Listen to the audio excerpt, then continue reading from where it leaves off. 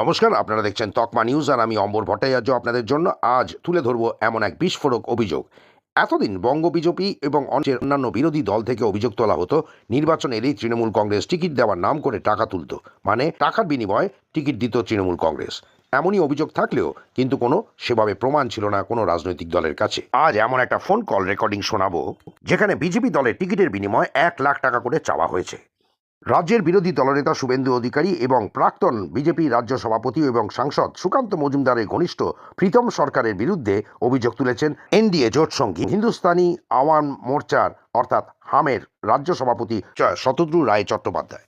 এই প্রীতম সরকার বন্ধু নামে এক এনজিও অর্থাৎ সমাজ কল্যাণমূলক সংস্থার পরিচালনা করেন। আমরা শতদ্রু রায়ের সাথে যোগাযোগ করলে তিনি বলেন, প্রতিবারই নির্বাচন এলে পরে এই বিজেপির পলিটিক্যাল কাউচ প্রীতম সরকার এই খেলা শুরু করে দেন। যে কল রেকর্ডিং এর কথা বলছেন সেটা 2021 সালের, আর 2026-এর নির্বাচন আসার আগেই এই বিজেপির পলিটিক্যাল কাউচ শুরু করে দিয়েছেন রাজ্য নেতৃত্বদের নাম নিয়ে সেই একই খেলা।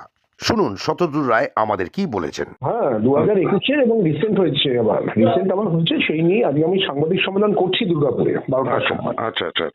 বলছি যেহেতু আবার ইলেকশন এসেছে, বদমাইশগুলো আবার শুরু করেছে, তাই জন্য আমি মানে এবছর কত চেয়েছে?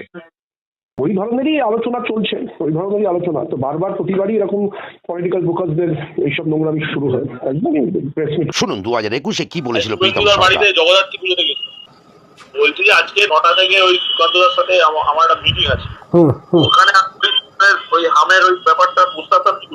আচ্ছা, সেক্ষেত্রে তোমরা ভাবছো জেলা সভাপতিও থাকবে আমার সাথে। আচ্ছা, তো তোমাকে যেটা বলেছিলাম যে বাজেট কি একটা প্ল্যানিং করেছো, সেটা কি তোমার মন্ত্রীর সাথে আমার কথা হয়েছে? দেখো, আমরা 12খানা প্রার্থী চাইছি, ঠিক আছে?